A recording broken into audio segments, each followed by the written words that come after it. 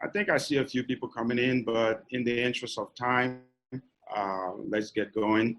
Welcome everyone, and thank you for joining our presentation on how to recruit participants for your research community. My name is Rodley Raphael, and I'm the president of QuestionPro Audience. I also have the pleasure of having my colleague, Dan Fleetwood, president of QuestionPro Communities, to join us in this presentation. Together, we bring about 30 years of experience in community development, management, and recruitment. In today's webinar, we will focus on the following: an overview of community recruitment, how does recruitment work, sources to recruit from, recruitment management, when to offer incentives to respondents, and how to keep the community healthy via proper recruitment. And followed by Dan, who will provide an overview or primer on best practices for community development and management. So, over the last 10 years, I would say online communities have become the fastest growing and most widely used new research technique in the market research industry, to be honest with you. So when it comes to market research communities, this slide here will kind of give you an example of how we start out with building communities. The walls are kind of the pillars of the community. You have your ceilings, your floor, which really makes up the community.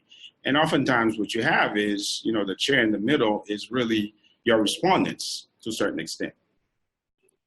So, to continue on that, you've selected a software platform, you've designed your community portal, and the question you're going to ask yourself is, now what? And the now what is really, how do I get people to join my community? In essence, the reality is, if you don't have people to join your community, it's useless because research really relies on the data. So the question is, when it comes to community recruitment, what's the first thing we must think about? And obviously, understanding your audience. You need to have an understanding of your audience in terms of whether they're B2B, whether they're B2C, or whether they're specialty or niche audiences. And this will tell you a lot about how to approach recruiting these type of audiences. How do you customize your member portal? How do you send out invitations? And even what type of incentives you offer these respondents as well. So, what does branding have to do with community recruitment as we're talking about the look and feel of the community?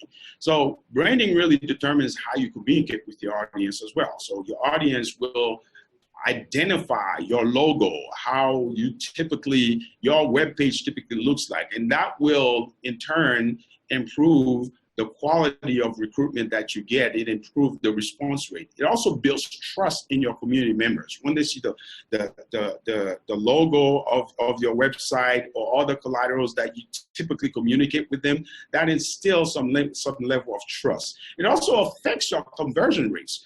How you recruit members to your community and get a large volume of individuals to join depends on whether they trust you or not. And it also determines how to incentivize your respondents as well. That trust that you build ahead of time will dictate whether or not, if you're talking to a B2B or B2C audience, and then you can offer the proper incentives to that individual to join your community. So what are the things we should look for to increase registration rates in community recruitment? A lot of times what you have is that people build a community and they start recruiting and they don't look about some of the things we've been talking about in terms of the look and feel of the portal. Well, that has a lot to do with how people register and join your community. The ease of registration. If your registration is very complicated with a lot of fields, that may affect people to drop out of the registration by itself. Single or double opt-in registration. So do you want to capture people once they submit their demographic information, or do you want to capture people after they submit their registration and then you send an email to their account and they have to click on that email to confirm their participations? So those things have a lot to do with that. Even activity profiles. Activity profiles are really good in terms of improving registration rates because you capture information on the back end, and at the same time, depending on what type of audience you're after, it tells you a lot, and it also can improve your registration rate as well. So the next big important part of community recruitment has to do with the sources that you're going to recruit from. What are some of those sources? Well, if you're going to recruit from your community, there are a variety of sources you can use. It can be your existing client list. A lot of people who are building communities right now are just tapping into their membership base and just inviting them to join the community. It can be online advertisement. You can put an ad in Google or Facebook or even social media in general. It can be an online panel provider itself. If you go to various online providers, even though not all of them do that, QuestionPro audience does it. You can specify the respondent that you're looking for as far as the specs of that individual, and they often can help you in recruit people to join. You can go to affiliate marketing network. These are people who have relationship with a variety of online vendors, and basically you just run a campaign. They have access to large websites who have a lot of traffic, and they can push that traffic to your community. It depends on how you like it. So in terms of recruitment sources, it can come in many forms. And of course, I mentioned earlier, social media is one of the sources that you can use to recruit your community. So is there a preferred source or other that offers better quality recruitment? It really depends on you. It depends on your budget. It depends on what source you prefer. Maybe social media is something that might interest you. It can be cheaper using social media. You can get large volume of traffic within hours. And in the case of B2B, if you're looking for C-level individuals, maybe social media may not be the best avenue to go to recruit respondents. When it comes to consumers, you have a lot more options in terms of how you recruit these individuals, but it really depends on you. What I would recommend personally, what we've done is, depending on the size of the community, depending on the audience that you're after, we often kind of use a mixed mode methodology. We'll try something here just to see what we get, and we'll try, a different source just to see how that converts. The big thing is about conversion. Conversion kind of dictates how you recruit members to your community, because at the end of the day, you have to come up with a timeline on when, if it's 1,000 individuals, on when you want these people to join your community. So is it necessary to offer an incentive for people to join a community? Again, it's up to you. You need to know your audience enough. Like we said on the first slide, you need to know your audience. If you're dealing with C-level individuals and you think that might help, perhaps you should do that. If you're dealing with general consumers, maybe or maybe not. If you're dealing with your own clientele or your own membership list, they may have that trust in you already, and you may not need to do that. But at the end of the day, recruitment incentive often helps. It helps drive traffic if you're dealing with a very low incidence populations. And part of it is because, if you have a high end or reward at the time of registration, that can entice people to join. You can offer points on people who complete profiles or even your surveys. You kind of spell that in ahead of time.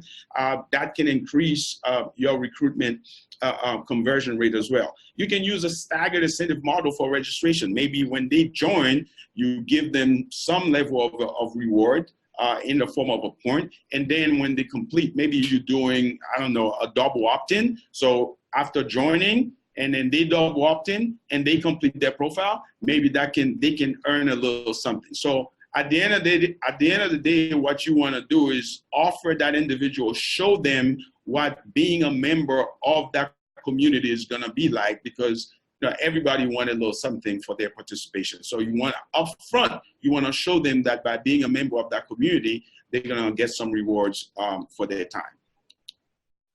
So what typically affects the price of recruitment? And sample, a lot of it has to do with a variety of things. It's not one thing. The look and feel of your registration page can turn people off, and it can, you know, invite people to join, entice them to join even more. So you have to look at your design. Is it too heavy, too much colors? You know, things like that. You need to pay attention, especially depending on the audience that you're dealing with. The number of fields on your registration page, again, can affect the price. If you only have just name, email, phone number, obviously it's going to be much cheaper depending on the source, recruitment source that you're using. If you're offering a drawing or prize offer for registration, maybe that affiliate marketer that you're dealing with, it will make it much easier for them to drive traffic to your webpage. And of course, clarity on why people are joining the community. A lot of times people build a community and they just have a registration page with just a logo and just a registration field. No, it's always better to at least have a short paragraph to explain what the community is about. If you don't have it in your invitation, if your invitation is not from an email and it's coming from website traffic, it's always better to have that right there on the registration page. That way they're aware of what they're signing up for. And single or double opt-in. Depending on the source that you're using, the pricing for single opt-in is much different from double opt-in, and it's pretty obvious, right? So you joining a community with 5 fields, so obviously that may be $5. Now, if you're forcing the respondent to go check their email, confirm their participation, log in, and to become a valid member, now you just went through a series of steps before that member is qualified as a complete. In essence, the source that you're using will tell you this is going to be more expensive as far as the pricing. So what about the price range in terms of what you can pay for recruitment? It really, again, it depends on the source that you're looking for, but I'll just use this as an example. Consumers can range as low as $2 per registration. And again, depending on the source, you may find it at $150 per registration, per complete. Now, keep in mind that you get what you paid for. When it comes to B2B audiences, I'm gonna use $5 to $35 per registration. And you may ask yourself why, because, you know, if you're asking to recruit physician, C-level individuals, you know, obviously you're gonna pay a little bit higher. Now, one thing to think about communities, it's not like sample. You know, once you build your community, the value of a community is that you get to tap into an audience over and over and over again. So in essence, while you're looking at that $35 as perhaps, you know, expensive, you have access to this audience on a consistent basis. So what are the complexities involved in managing the recruitment process? If you have not done so, if you've selected your software and you polish your member portal and get it all ready, maybe you want to think about having a dedicated community manager. But some of the elements involved, or the complexities involved in managing a community when it comes to the recruitment side, and you know, it's setting up single or double opt-in, understanding what that means, and how to communicate with your recruitment sources, vendor, or whatever you want to call it.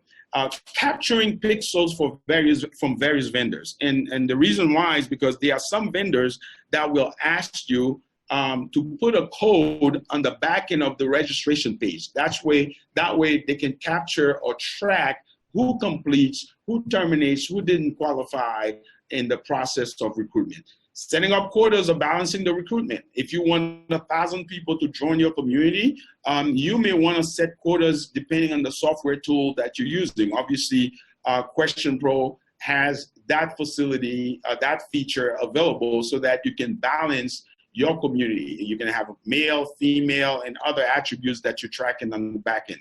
Managing staggered incentive models. Earlier, I talked about you can offer incentives for joining, you can offer incentives for double opt-in, and you can offer incentives when people complete their profile. So you need to have somebody available who's there on a day-to-day basis as you're building your community to track all these things in the process of recruiting individuals. So, you've recruited your community and pretty satisfied with it, and you know how people are participating. So why should you recruit more in the future? These are some of the questions I usually get from people who are building communities. Well, you know, if you're going to recruit 1,000 people to join your community, it doesn't stop there, because at the end of the day, one thing that's going to happen is that you're going to have to tap into that resource over and over again. And obviously that causes fatigue. And these same people who are giving you feedback on your research projects, that will also cause some level of bias. And there are times where your projects may not all be similar. So in essence, you may have some gaps where one project may ask to do a research project with people in California, and you may not have a lot of people in California. So I would recommend that you recruit, if you have a community of 1,000 people, every 6 months, you add more individuals to fill some of those gaps in your community. So how often should I recruit new members to my community? It's kind of similar to what I talked about, but the reality here is that it depends on your community size. It also depends on how you're using and how frequently you're using the community. An ongoing community should probably re-recruit or supplement recruitment every 3 to 6 months. And most of it is really on the second and the first point, right? The community size and the frequency of activities that you're having. However, for the previous slide, I talked about fatigue and bias. So even if you have an adequate number, and you may want to go to fresh respondents every now and then just to see what your research data is going to look like. So I will leave it at this point and transfer over to my colleague, Dan, who will talk a little bit about how to build and manage your community. Hopefully I hope you find this helpful. Hey, thanks, Redley. That was really interesting about recruiting. I know it can get pretty complex, but I really think you boiled it down well to make it simple and easy for people to understand.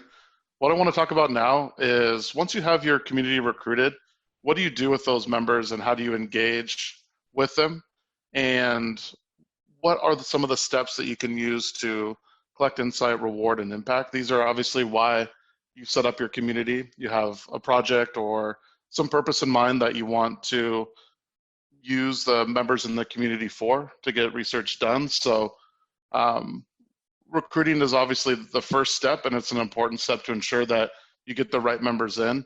But there are a lot of other things that you need to make sure that you're doing when you have a community set up, so these people are active and engaged over time, so that when you need them to do research, they are available. And these fall into the steps here. With recruiting is obviously the first step, having a plan for engagement, collecting those insights, rewarding them, and then the impact that they have on your business is obviously why you're doing this in the first place. So I want to talk about some of the types of research that you can do within your community. And depending on the type of research that you want to do, also determines a little bit of the size of the community.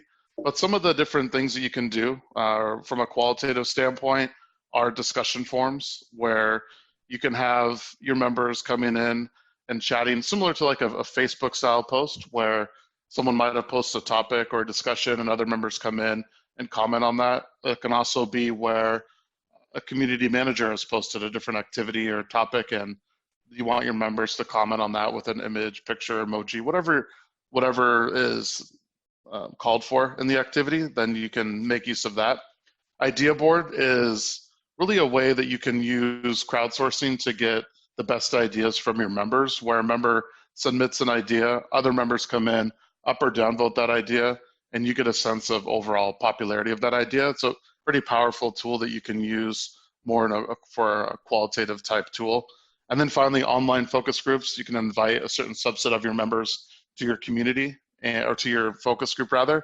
And then once you have them in the focus group, there's a moderator view where the moderator can push out different topics, images, video, and then of course your members can then participate in the group. There's also quantitative type studies as well, obviously, with the surveys and more of a panel focus, so where you're segmenting your members, you're sending them targeted surveys, and so forth. What we tend to see is a mix of both of these is key. You want a mix of the quantitative and also the qualitative. One, to keep your members healthy and keep them engaged, really, but also to provide them some variety. Variety is the spice of life, as they say. So you want to mix this up so your community doesn't get stagnant over time. A good use of both of these is key. And if you're solely doing more qualitative type recruitment, you can generally keep the community member count lower than you can for a quantitative study, because obviously the quantitative is going to be requiring higher numbers, and you're going to be running and doing a lot of surveys through there. So that's something that you just want to keep in mind when you're recruiting to your community. Next is the design of your community. Redley touched on this a bit, but want to continue to expand upon this because I think it's very important that don't just go into your community blind and don't have a plan for the design. Think about this ahead of time. Think about the look and feel of the portal. What does it say about you and your company? What is it saying to your members? It definitely helps out in recruitment. If you have a well-designed member portal, when members first see that and they see that it's clean, it's unique, it's fresh, they want to then go and be a part of that community. And another important point is to make it easy. It doesn't have to be something that's a super complex website or portal or landing page, but it needs to look good, and it needs to be easy to do the basic activities that you're requiring for your members. And then think about it as a marketing opportunity as well, as really an extension for your brand. These members are often your top customers sometimes, if you're using a customer list, or even if you're recruiting segments of your customers via some other sample sources. But it can be a great marketing opportunity and a chance to show your members that it's really a good extension of the brand, and there's that brand affinity as well. Next, talk about intrinsic and extrinsic rewards. Really, rewarding members when they're first coming in is key, as Redley touched on earlier. But what you also want to be sure that you're doing is coming up with a good rewards program for maintaining the community. And while supplemental recruiting, as Redley talked about, is always going to be something that you're going to have to do with attrition and people getting tired and wanting to do something else and moving on, that's always a natural part of it. But you can do things to help keep more members active and engaged through rewarding them. And by using these rewards, it'll help members become and remain engaged. It also leads to better, high quality insights, because you're keeping those most active members engaged and healthy through these intrinsic and extrinsic rewards. A mix of both of these is key. You want a mix of intrinsic rewards of, hey, the member is in my community because it makes them feel good. They get this good feeling by doing it. I'm also validating them by replying back to their discussions and saying, hey, what a good job. Can you please expand on this? Thank you for being a member. And that part of the intrinsic rewards goes a long way. And it also helps play into the extrinsic rewards of actual gift cards, cash, or even different swag or different products that you might want to give away if you're more of a product company. So think of a mix of both of these that you can do to help incentivize your community. And then manage your members. Community manager is probably the most integral part of the community process for managing helping manage the recruitment, getting the members in, making sure that flow as well, to once the members are in, having a good plan of attack for your research that you want to do with the community. Plan it out ahead of time. Know how many surveys you're going to send, know how many activities you're going to do. Tell that to your members. They know the roadmap, you know the roadmap, they know what's expected, then you know what's expected of your members. It helps create a clear plan for everyone, and it also helps out with getting more of your community into a healthy state, and also it'll help out with attrition as well. So it's key for engagement. The community manager is their point of contact. They're the real tangible person that they can see as running the community and bring it to life. The community manager can help do this. The community manager can be a good personality in the community, report back and say, talk about the community manager, what the community manager likes, dislikes, and and how that relates to the community, and make yourself, if you're the manager or the person managing the community, a real person. It'll really help out. And managing the community, again, I just want to stress this is an integral part of the process. And then finally, keep mobile top of mind, especially in today's society where smartphone adoption in the US is 77% of the US has a smartphone or is now owning one. So it's key. It's something that you need to keep in mind when you're designing your surveys, when you're thinking about your member portal, thinking about activities, and always keep that in mind. I know when at QuestionPro, when we're developing software, it's something that we think about first now, is keeping mobile first. And the mobile first approaches and continuing to embrace it is only the smart choice that you can do, as more taking their surveys, completing their profiles, doing things in the community on their phones or tablets. It's definitely something that you want to keep in mind. But it also has a lot of benefits. One is the geolocation surveys here. You can do more of those. Mobile diaries, also easier access to your members. Think about that. Everyone has a smartphone, or obviously most people do, the 70% of the US, but it's so commonplace now that it's ease of access. You don't have to wait for someone to check their email. You can push them a notification, push them a text message. So it does have a lot of those benefits as well. And I know what Rudley and I want to see you get is maximum value and insights from your community by following these tips and tricks and ways that you can both maximize recruiting and maximize the community and your members after the recruitment efforts are done. So you'll have happy members like that jumping up and down on a beach. So thank you. We appreciate your time. And with that, I think we have a little bit of time for Q&A. I already see some questions starting to roll in.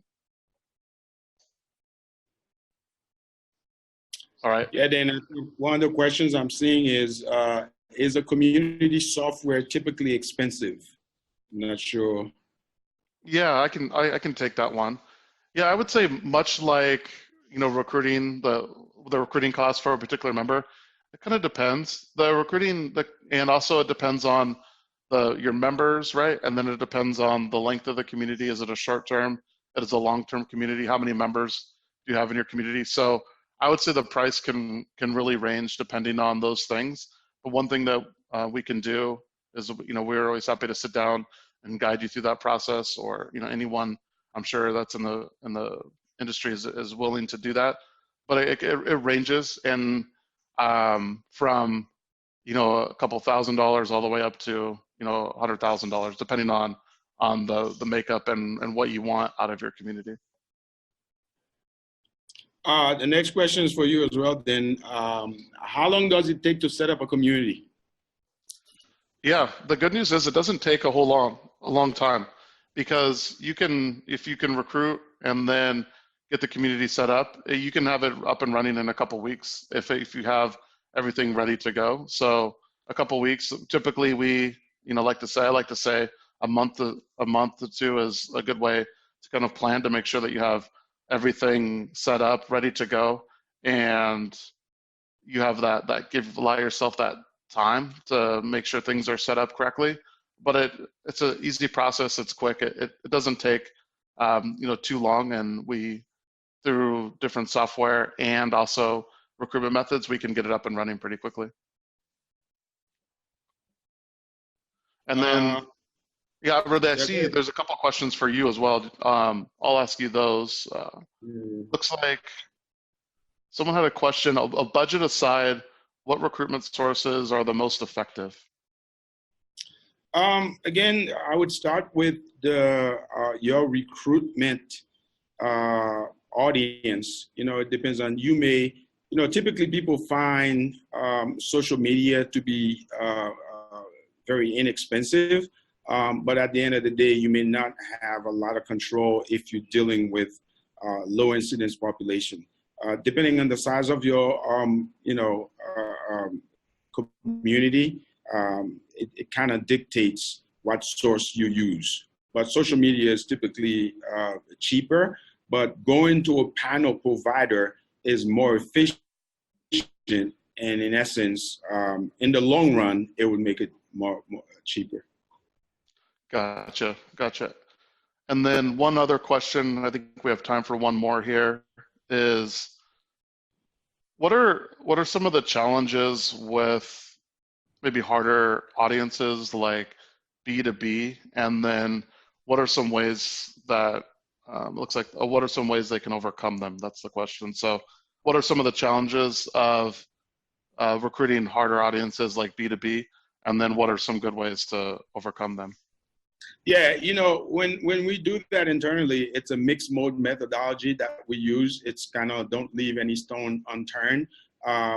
You have to be really prepared before going into battle when it comes to dealing with low incidence populations. Do your homework. Check many different sources. The easy sources are not necessarily going to give you good turnaround or good pricing or anything like that. But it's the, have a mixed mode in terms of different type of sources that you can use, you can tap into in the event, because this source may give you 50, this other source may give you 150. So do your homework and be ready to use a variety of different sources so that you can get that low incidence group in your community. Gotcha. That makes sense. Yeah. Okay, great. I think that's all the time we have today. If anyone attending has other questions or wants to connect with us, here are some different ways you can do that via email or LinkedIn or also Twitter as well. So thanks again for attending today, and don't hesitate to reach out if you have any questions. Yep. Thank you all.